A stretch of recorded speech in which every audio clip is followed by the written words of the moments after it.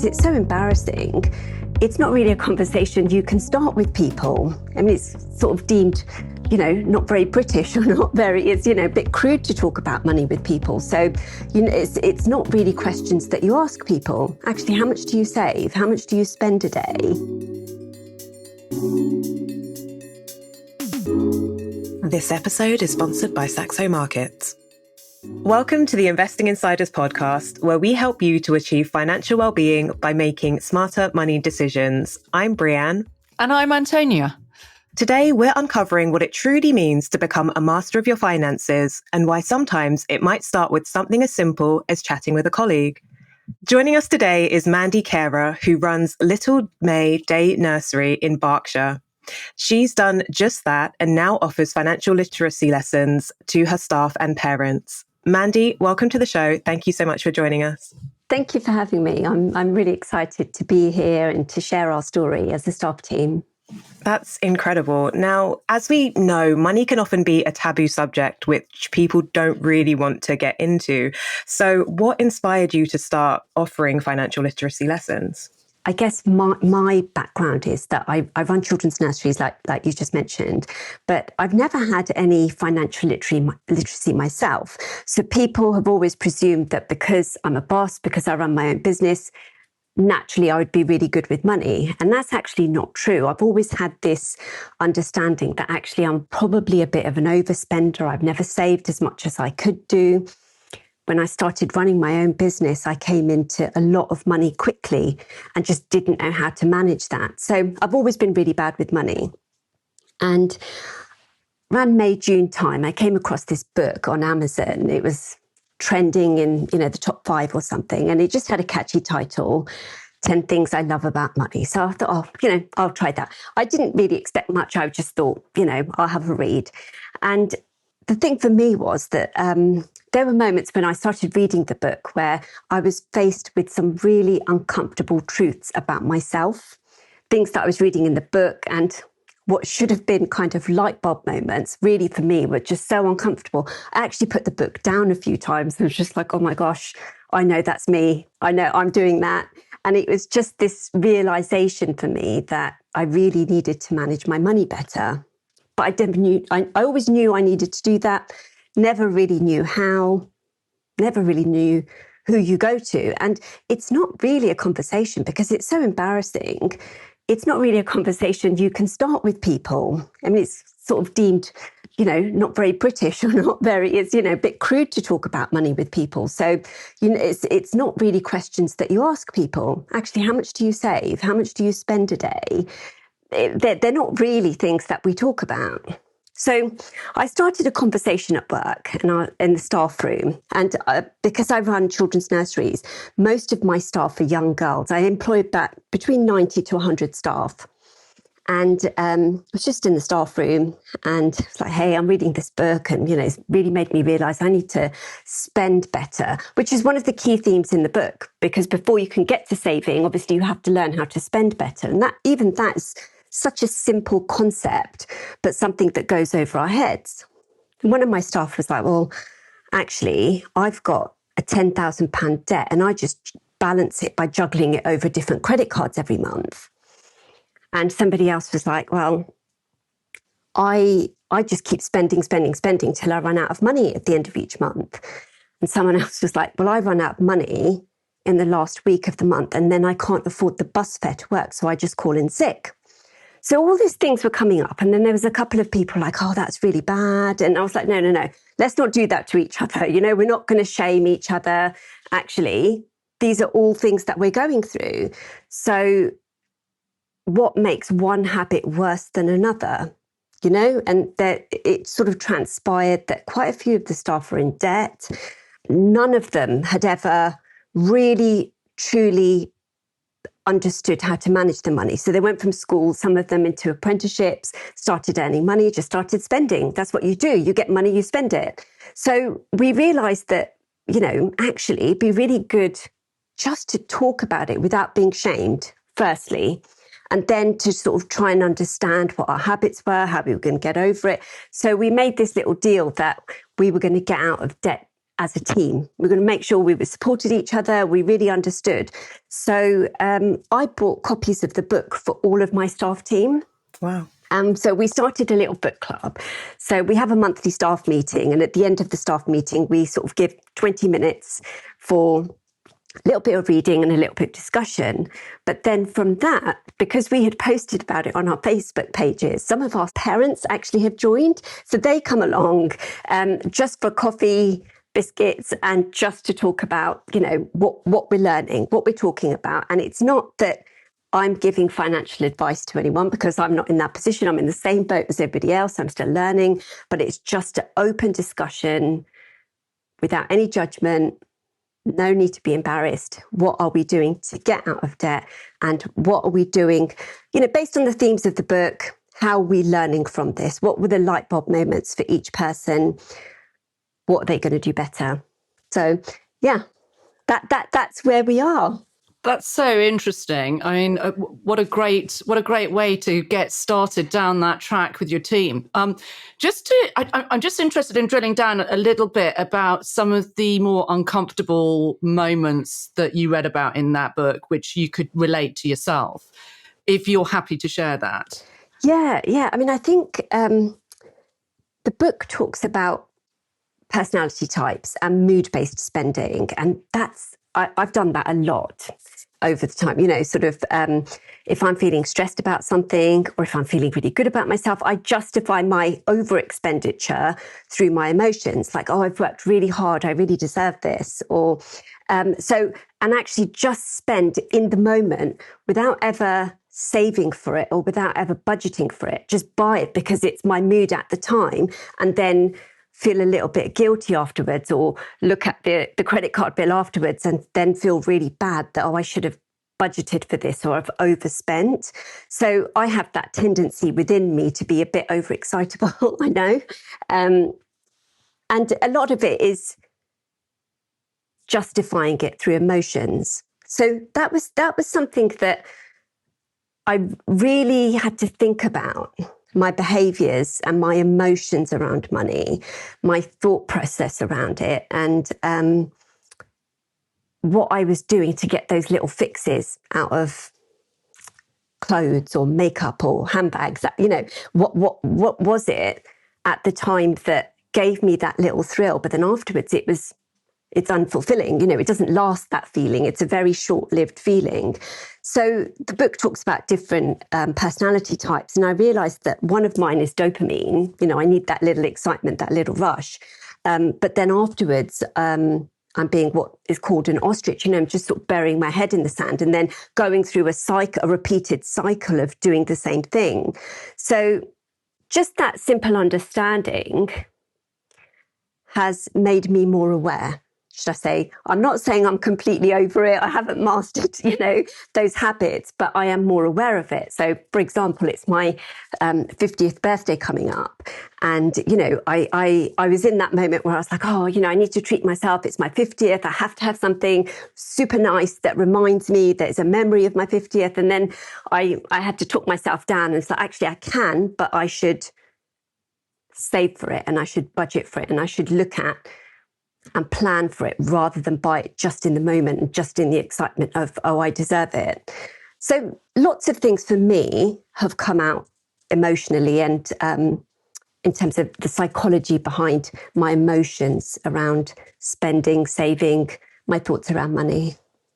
Because, I mean, I suppose ultimately that drive to spend impulsively based on emotion, to make yourself feel better because you're feeling low, or to help yourself celebrate something, or whatever it is that ultimately spending that way is actually going to cause you anxiety in the long run. Exactly. So it's an oxymoron. It doesn't work out for anyone involved. So and this ties in a lot with another book called The Psychology of Money, where he talks a lot about the psychology behind it and why people don't invest or why people do invest, and all of this sort of thing. And it's all really, really intricately linked up. I mean, the human emotions and spending and the anxiety you feel as a result of it.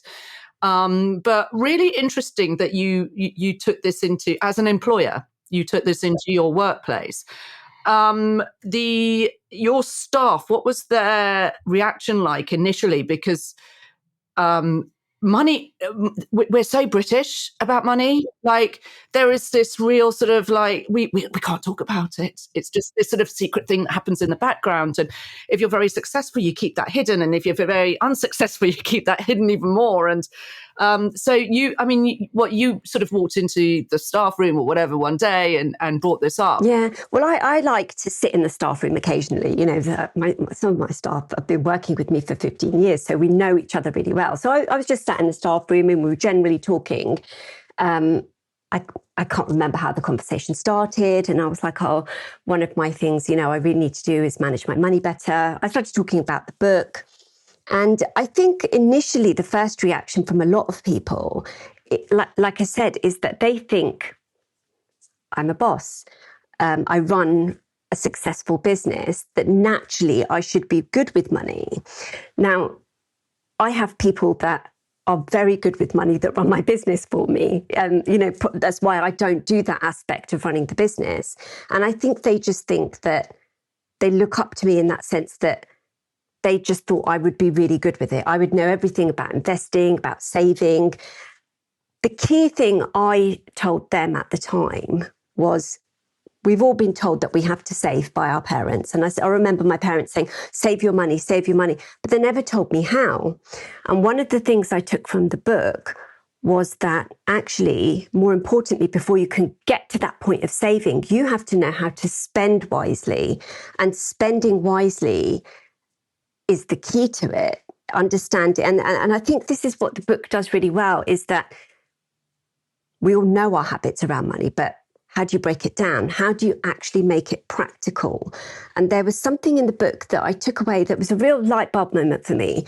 It's called the Don factor. It's your daily one number. So it's taking your annual salary, and most of us take that down to a monthly, don't we? We say, this is what I earn per month. This is what my rent and my expenditure is. So this is how much I have left over a month. But the book says to take it down per day. So if you know this is how much you have per day, it then makes you think about your small expenditure. And so puts that chocolate bar that might be £2 or your lunch that might cost you £6. It puts it into the perspective of your daily amount that you have. That was a really simplified way of doing it. When I spoke to some of my staff, and you asked me, what was the reaction from my staff? Some of them didn't have a basic concept of their ingoings and their outgoings. Again, no shame to it. It's just, it's never been taught to them. So we actually pulled up an Excel spreadsheet for one of my staff a few years ago, because she was in heavy debt, and I paid her debt off for her, which actually I've realized, and I've done that numerous times over the years for my staff, but actually it's never helped anyone. They go straight back and get into debt again, because they've never been educated why they got into debt in the first place and how to avoid it in the future. So I realized that was never a good thing to do. It might have given them a temporary relief of the stress around money, but not a long-term solution. So one of the girls, we sort of created an Excel spreadsheet, which she had never seen before, of, the columns and the pie charts of, this is how much you earn after tax, this is the breakdown, and this is how much you have to spend every day without savings. And she was already overspending on that. So she never realized why at the end of each month, she never had any money. She was just spending until she ran out of money. I don't think it was just limited to her. I think there's a number of my staff that do that. So it was really sort of discussing these small habits. How are we going to change this? What are we going to do?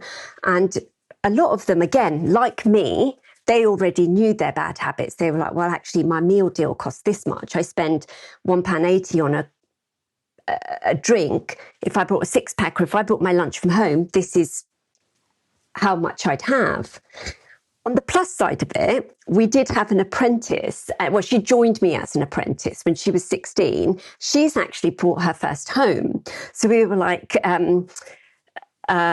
Abby, come here, come and tell us how you did it. You sit down, you tell us how, because that's a great achievement for a 20-something-year-old. And she said, because she was living at home, every time she got a pay rise, she saved that difference because she knew she could live off the original salary. She never spent the increase. She always saved it. So there were pluses and, there were good stories that came out of it as well. And some of our parents have joined in the evenings when they come, they have said to us that they're working, they're struggling. So I'm not the person to give them advice, but it's just a forum where we can talk about our stories without shame. And I think that is the first step to it, is that saying, I'm in debt. I don't know how I got here. I don't know what to do next. And just, I think, being able to say that in a safe environment is really important for some people. Absolutely. It's so important to have that community as well, which breaks down, I guess, the taboo nature of talking about finances. If everybody's being open, then, there isn't the judgment of, I've overspent here, or, I need to work on my budgeting there. As well as sort of the debt side of things that kind of came up when you were talking to parents and your staff, were there any other common themes that you found people had in terms of money challenges? I think it's that the lack of education is one. Is that, I remember when I went from sixth form straight to uni, and all of a sudden I've got loans, I've got grants, I've got credit cards, I have an overdraft, and it was, hey, this is great. I've got all this money that I can spend. No one thinks about, getting into debt being in debt 10 years later, 20 years later, because you're young. It's all in the moment. So I think some sort of financial literacy as a teenager before I went out into the real world would have been amazing. I don't think that's up to the teachers to deliver. Personally, they might not be the best educated on that. They might not be the experts in that. But I think even just helping teenagers to understand, you're going into the real world. This is what debt is. This is what tax is. This is how you break down how much things cost. I think you said what was one of the things that came up with the staff. It was that the maths they learned, the literacy they had, financial maths literacy they had at school wasn't relevant to the real world. Because when with my children, for example, we go into a shop and there'll be a chocolate bar, a large chocolate bar, and then there'll be two small ones, and they'd just pick up the two small ones. And I'm like, well, which one is cheaper? How do you work it out? You have to work out the cost per gram and then work out which is the most cost efficient. But a lot of people haven't had that level of financial literacy, that level of understanding of this is what the maths is in the real world. This is how you work out what things cost, what you're spending, and what, how to save, because the maths might not be relevant to them.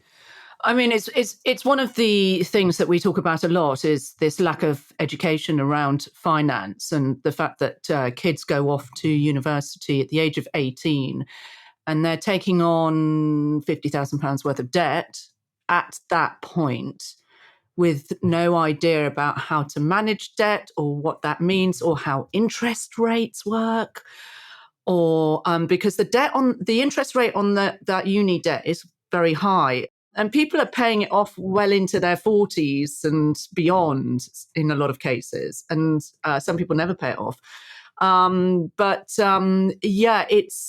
It's a tricky one to bridge that gap. I mean, arguably two of the most vital components for someone to go from being a child into a functioning adult is one, nutrition. You need it to stay alive. And two, financial literacy, because again, you need it to buy your nutrition.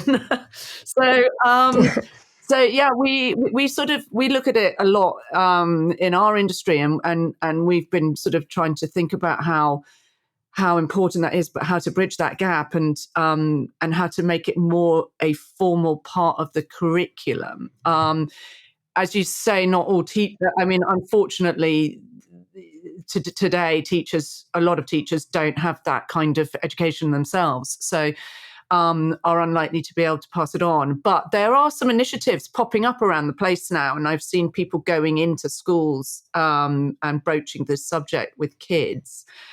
But this is the first I've heard of it being broached with adults, and I think that's just as important, especially in your situation, Mandy, where you've got some quite young girls working for you, and obviously there is a massive financial gap between men and women as well. So it's really nice and heartwarming to hear a story where women are taking the bull by the horns and actually doing something about their situation. Because I think so many people have been in that kind of, you mentioned before about one girl who said, I just wait till I've run out of money at the end of the month. I mean, when even for me, I work in finance, and my husband and I, when we were very young and first married, I remember doing exactly that. We would run out of money at the end of the month, and then he would call in sick because he couldn't afford the train fare.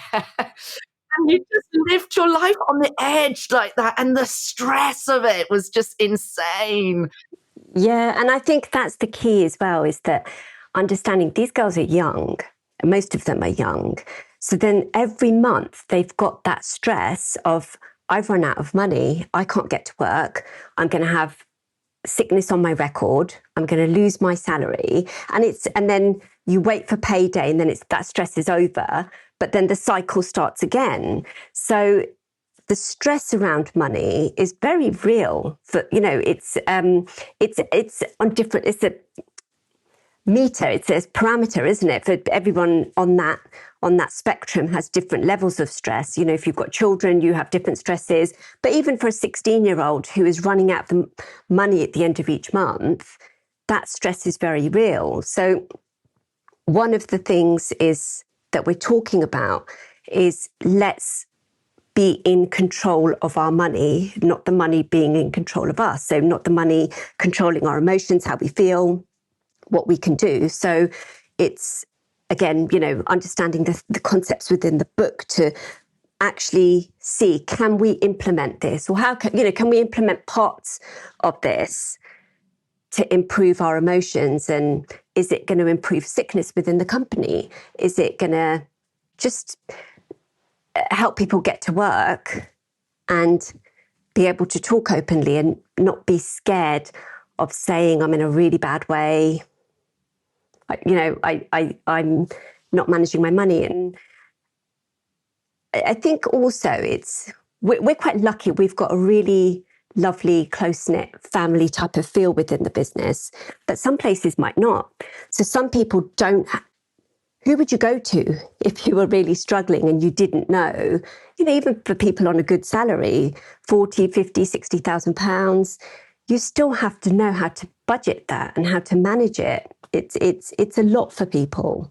Most definitely. And I guess what's really good about your community coming together as well is that there's an appreciation for people at different stages of life, whether they've got, caring responsibilities, or they have to take care of, other things and expenses that come up if you have to randomly move out of the blue because, you've had an issue with your landlord. Like, there's so many different things that can derail you, like, budgetarily. And sometimes it's just easy to get snowed under and get caught up in, I just have to keep going, regardless of what, the bank balance is saying. Yeah. Well, one of the things that Abby taught us, the girl that I said that has bought her house recently, was that because she was saving, you just used the word derail. She used a different word for it, but she was saying when a tyre blew on her car, she didn't have that panic attack because she was like, okay, that's going to come out of my savings. So she had the money there. So it didn't derail her. She didn't have a complete meltdown that, how am I going to pay this bill? Because the unexpected things do happen. So she talked about, or she's told us why that savings pot is helps her so much. She doesn't then break down. Yeah, so we in the industry we refer to it as the emergency savings fund, and it's the sort of one of the pillars of getting yourself financially fit is you get out of debt, and then you build that, and you build it to 3 to 6 months, And as you've just touched on, Mandy, it absolutely is the difference between getting seriously stressed out when your tire blows on your car and just being, okay, that's all right. I can call the recovery unit out and everything's going to be all right. You just touched on something which I thought was really interesting. I want to go back to it. Is that has there been an effect on productivity for you as an employer implementing this book club finance sort of thing into your workforce? Have you seen any kind of, is this something that you could encourage other employers to do in order to increase productivity, not just to be, a good employer and mindful of your staff and help them along the way and give them some education and all of that sort of thing, but also is it going to benefit employers? I think absolutely. I mean, it's hard really to put the numbers against it and say, this book increased my, sickness levels by this amount, but definitely increased the team spirit, which then helps people to come to work anyway and creates a better environment at work if they know that they've got a support system and a camaraderie, if you like. We're all in this together. We're all going to get out of debt together. I mean, one of the things that I battle with as employers, when I see people in debt and I want to help them, I don't really know how to get them out of debt because, like I said, I've paid people's debt off in the past, but that didn't give long-lasting results. So while I want to help, the best thing that I can do at the moment is talk about good habits and, okay, where are you with your debt? And sort of not force them, but, do you want to sit down and just look at your numbers again so we can talk about it? So we've done that a little bit, but definitely the team spirit has increased, the morale has increased, and we've seen some of the staff who had high sickness levels, that has improved as well. I think that every workplace could have an open discussion. I mean, it'd be interesting to see grown men, if they were to talk about their debt in an open, how open they would be, because, again, would they feel that shame? Would they feel, as a man, that they should be in control of their debt? They should know everything about money? That would be quite interesting. But I did it as a boss. I sort of talked quite openly to my staff. Well, it's the old adage, isn't it? Give a person a fish, or you can teach them how to fish. Feed them for a day or a lifetime. So yeah, that definitely makes sense. One of the reasons I was able to do that is because the book actually the author was quite open, and I think he was an investment banker, and then he's sort of saying in the book that he made mistakes with money. And when you read it, you're like, oh, okay, that makes me feel a lot better, because, if an investment banker is making loads of mistakes with money, not saving his money, that actually made me feel a lot better that I haven't done something wrong, because there's a lot of shame in being a director of a company and not being in control of the finances. I mean, most people would think that you would be. How many people are there in your group that are sort of engaging in this? It varies, because I have 3 locations. I have 3 nurseries. So we have all the staff that turn up to the staff meetings. And then I'd say about a third of them stay behind. And then about 4 or 5 parents maybe at the events. So probably in a group, I'd say we have about 15. Okay. When we run the groups, which is a good number. And they're staying behind in the evening in their own time. So they are committed to talking about their finances and making changes as a result of what we're doing. And how long have you been doing it? Probably since July. Oh, so quite recent. Yeah. Well, I started reading in May or June. And then by the time we sort of brought copies of the book for the staff, we were like, who wants to be part of this? Who wants to be engaged? I'd say it was sort of July by the time we had our first sit down. And we didn't, I've never run a book club before, so I don't really know how they go. First, we were just talking, then we sort of, has anyone read anything? And they're like, no, I forgot to read. So we're learning as we're going along. But the main thing is that we're sitting down in a safe environment and talking about our money. This episode of the Investing Insiders podcast is sponsored by Saxo Markets. Saxo provides access to a broad range of global assets through a sophisticated trading platform. You can trade US stocks from as little as $1 per trade and UK stocks from $3 per trade.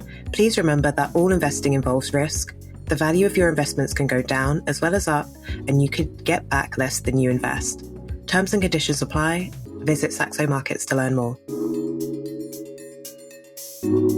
I love the fact that, the connection between emotion and money has been, quite a big theme, and I guess continues to kind of direct how sometimes people spend. Do you think that this has any links to how you grew up with money? Like, do you remember conversations around money with your family and how that kind of went? Oh, I don't like to blame my childhood for everything. I don't want to blame my parents. I mean, one of the things was that my parents never gave us access to money. So we used to be given money by our uncles and aunts on our birthdays. And then it was like, okay, you can go out and buy yourself toys or clothes with that money.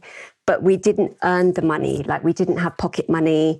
So I never really had money to manage until I was 16. I got a job in a petrol station, and so I just spent what I earned. The first time I really had to manage money was when I was at uni, but I don't think I did that very well either. You do kind of just have to pick things up as you go along, really. But I guess how have your money habits kind of changed throughout life, and what was kind of the main thing that prompted you to even pick up Matt Megan's book? Well, I've had this kind of this guilt about my expenditure, about my over expenditure, should I say, for a few years. And I got divorced in 21. I was always the breadwinner, so it wasn't my, all of a sudden I was left in debt or anything. It wasn't anything like that. But it just made me realise that I hadn't thought about my pension. I hadn't planned for things. So I knew that I really needed to get on top of it. And it was that cycle again of the emotions around it and that guilt, because I knew I wasn't on top of it. I never knew who you go to. Who do you tell? I don't manage my money very well. It's not really a conversation that you start with anyone.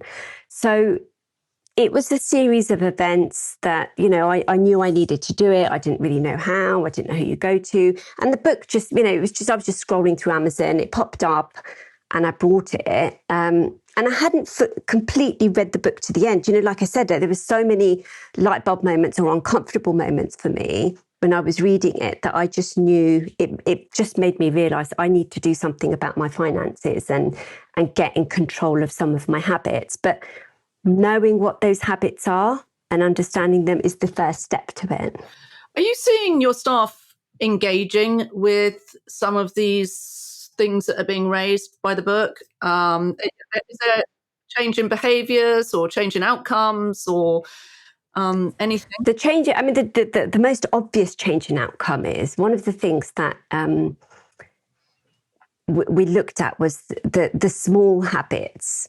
It's the daily expenditure that adds up. So for the staff, it was, the lunch, they keep buying lunch from a meal deal. And it's the amount they're spending on a daily basis when they could be bringing their lunch in. So we've put cereal in the staff rooms for the staff so they can eat breakfast in the mornings for free. We put bread in the staff kitchen so they can make sandwiches for themselves. They just bring their own toppings and they can make sandwiches. So as an employer, we're doing little things, where we can. But I'd say the biggest thing that I've seen as a direct result of the book is their awareness of their daily expenditure. So the awareness is the first step. Whether they're changing it, I can't say 100%. But it's the awareness. So you're not sure at this point if anyone's actually managing to whittle down their debt as a result of making these small little adjustments to their daily lifestyles? I think we're having discussions at the moment. We haven't actually, because again, I don't know how we break this down, what the next step is. I've not done this before. So I guess, maybe we will at Christmas, we'll say, right, okay, who's managed to save, who's spending better? Maybe we do a questionnaire. It would be good for us to do something as a measurement. Christmas brings its next challenge as well, because that is traditionally where everyone overspends. Regardless of how careful you're trying to be. And it's a really difficult one. And, one of the things that we say is try and plan for it in advance as much as you can and have a set amount that you're going to spend on each person and don't go over that. I think there's that, but there's also all the excitement that happens now. One of the things we were talking about was how much nails cost to get done. And we were like, do you need to have Christmas nails done? It doesn't make Christmas if your nails are glittery. No, just. But even that's a new thing that's been introduced, isn't it? It was Christmas jumpers, and it's Christmas nails, and all these eyelashes you can get done in Christmas style with glitter on them, and it's like, okay, do we really need it? And one girl was like, no, it's not Christmas. I have to get my nails done. I have to spend that £40 on my nails. And I'm like, okay, well, you spend £40, but are you going to go without? She was like adamant that Christmas is all about spending. So she has to take part in every Christmas activity, every Christmas gimmick that's there. I guess it can get quite overwhelming at that time because there is so much going on. But it raises an interesting point because obviously everybody has different priorities when it comes to money. And sometimes it's not necessarily that one priority is better than another, but potentially knowing what your priorities are and I guess preparing for them. So if Christmas nails is top of your list for, the season, then making sure that you kind of save towards that and have your pot that you can take it out of. Exactly. I don't think it's, again, no judgment. If Christmas nails is the thing, then as long as you've budgeted for it and you've saved for it within your whole plan, that's great. Then you know that you can do it. It's when you get wrapped up in the excitement of everything and go to the shops with no budget in mind, I think. Or a shopping list, because the promotional stuff is always there and glaring, just waiting for you to pick something up. I mean, yeah. Mandy, I guess the next step is if you can get everyone out of debt, then building the emergency fund is going to be the next logical step for you guys. Yeah. I mean, I think what you've said is actually quite interesting. How we're going to measure this, because I'd never thought. At the moment, it's discussions, it's nurturing each other, supporting each other. So I guess at some point we should sit down and say, okay, where are we at? And put targets against everything. So that especially the staff as well, if they are in debt, they have a target each month. So we need to break it down because everybody's financial situation is different. So if they want to take part in that, we're not forcing it on them. We can sit down with them and say, okay, this is your target. And by 12 months, 18 months, 2 years, you'll be out of debt. So everyone's measurement will be slightly different. But that would be a really great point to get to really practically support everyone. Yeah, I mean, doing it collectively as a group is so much more motivating than doing it as an individual a lot of the time. Have you managed to get them to engage in their pensions at all? Has there been chat about the pensions? Well, we do, as an employer, we have to set up the pensions for the staff. And actually, quite a few people contribute towards their pensions. I'm not sure if they understand how much they're contributing or what they, again, I'm not the best person to give them that pension advice. So I don't know how they calculate what they're putting into their pension. Is different for each person based on their circumstances. That would be an interesting questionnaire to do, but we haven't got to that point yet. What a 16-year-old puts into a pension is going to be really different to what a 40-year-old is Yes. putting into, maybe. Well, when you're 40, it becomes slightly more urgent, doesn't it? That's what I'm finding. When you're That's 16, what I'm finding. You're like, I'll deal with that when I'm old. The urgency you of it, are yeah. old. Yeah. Well, yeah, I'm at 50 and I'm like, gosh, I need to really put into that pot right now. I'm also 50 next month. So I'm in the same spot, and I wasn't the most responsible 16-year-old or 18-year-old for that matter, or even probably 25-year-old. So I think a vast majority of the UK population is actually behind when it comes to pensions. It's safe to say, and that situation's only becoming more catastrophic. So getting employers to engage with their staff on pensions, and it's as opposed to just ticking that compliance box and hoping everything will be all right, is kind of, because what people fail to realize is that it's, yes, there's what you contribute, and yes, you should be contributing as much as you want, because actually the more you contribute, the more your employer contributes, and that is free money towards your retirement. Yes, you can't access it right now, but your future self's going to thank you for it massively. But the other point with pensions is the investment growth, and a lot of pension companies are actually failing to grow pensions. Especially on workplace pensions, it's sort of the default funds, about 90% of them fail to beat a standard benchmark. So that's the difference between hundreds of thousands of pounds when it comes time to retire. And a lot of people don't actually realize that their pension is invested, let alone what kind of returns they're getting, because they're not engaging. So, I mean, we're sort of trying to really get people to engage with them as much as possible, because a little tweak here or there can make all the difference when it comes time to retire. And we're also sort of trying to get a push to get employers to engage with it, because I think that that's going to be the key to getting staff interested and understanding it. And I mean, because a lot of people we speak to go, oh, no, investing's not for me. I don't invest. It's very risky. I'm not a risky person. And I'm like, no, if you have a pension, you are an investor, but you're not managing it and you're assuming it's doing well. And most of the time it's not.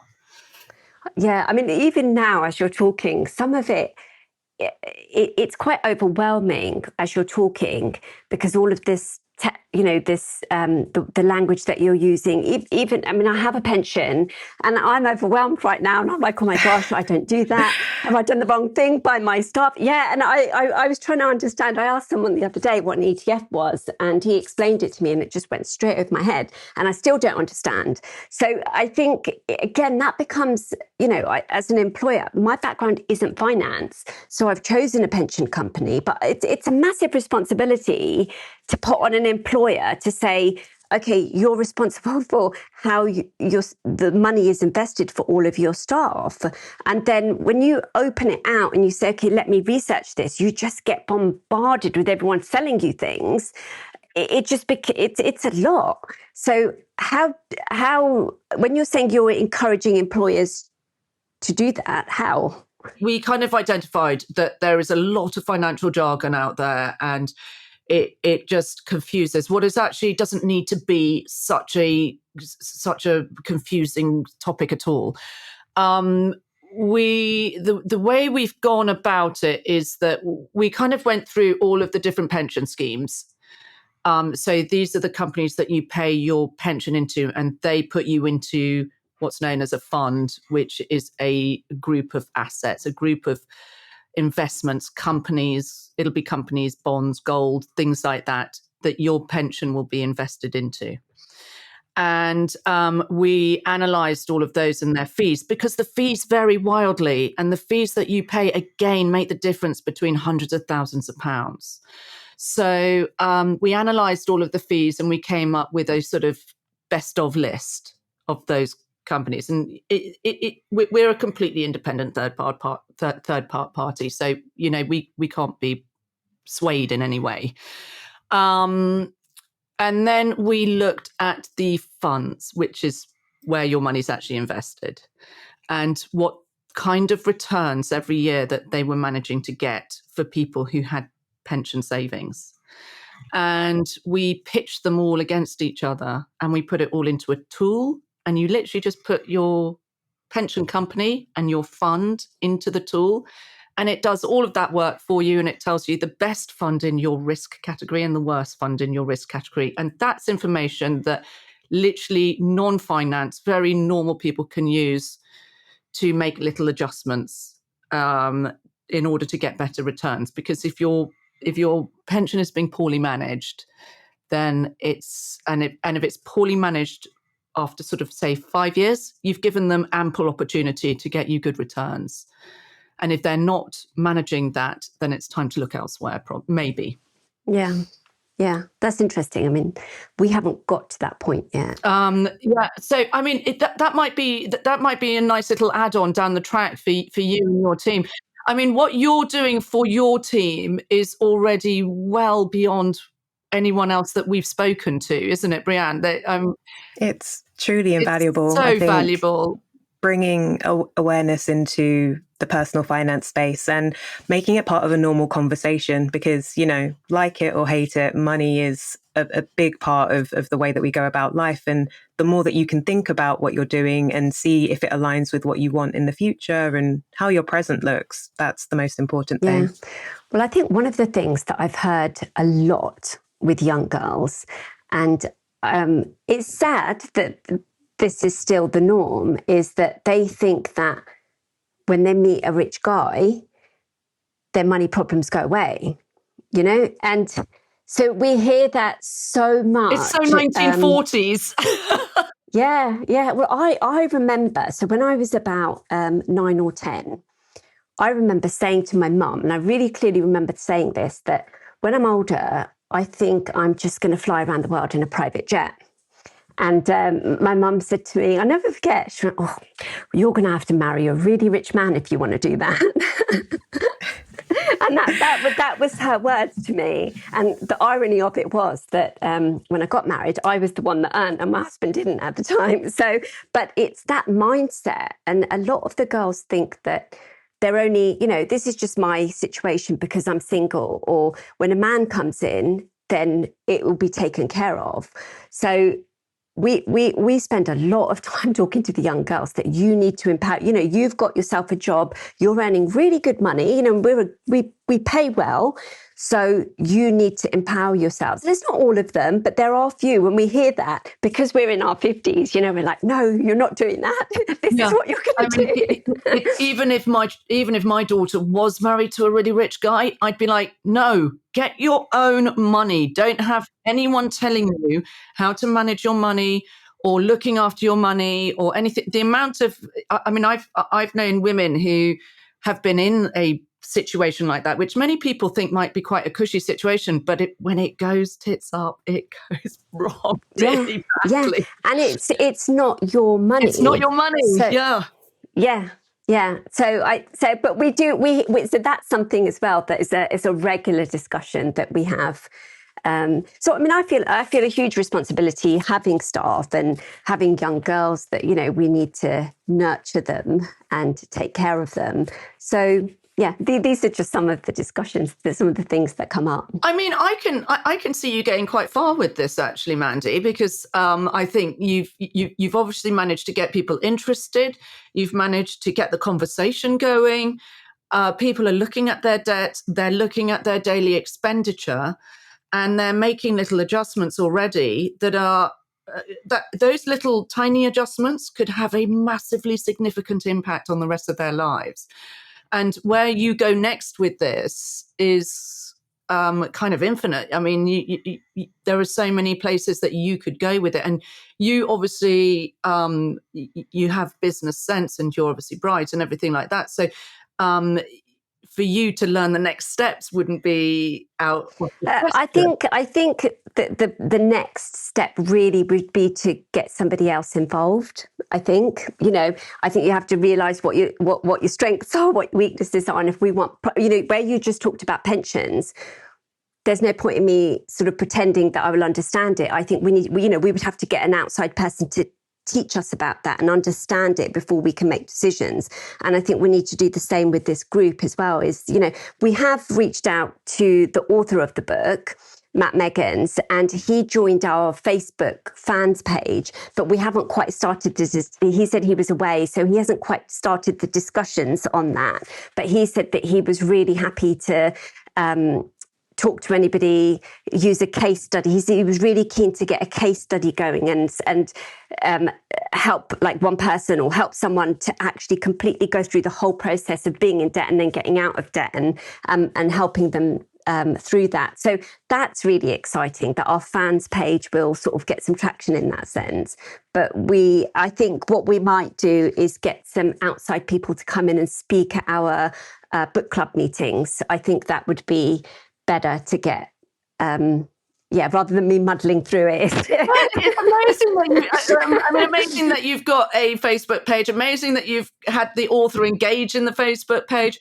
Can anybody join it? Or is that just for your staff, or is that open to anybody?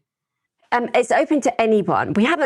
We've advertised it, just on our nursery pages. We have, and again, the group is kind of been really organic in the sense that we've just kind of gone from nursery to nursery. We haven't actually publicised this or gone out to anybody telling them about it yet. So maybe that will be the next step as well, is that, we need to get some outside influence in this. So for listeners of this podcast, what's the name of the Facebook page if they wanted to join it? Yeah, it's called 10 Things I Love About Money, which is the name of the book. So yeah, it's.